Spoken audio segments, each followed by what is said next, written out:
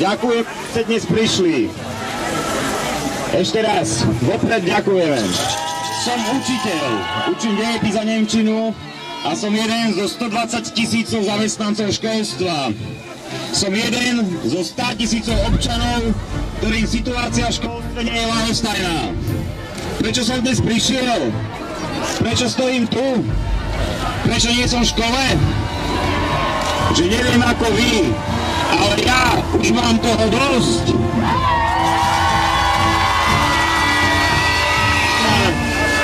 Štrajkujem ďalej. A zo svojich požiadaviek nie sme ochotní pojaviť. Problémy školstva sa musia začať riešiť, a to hneď.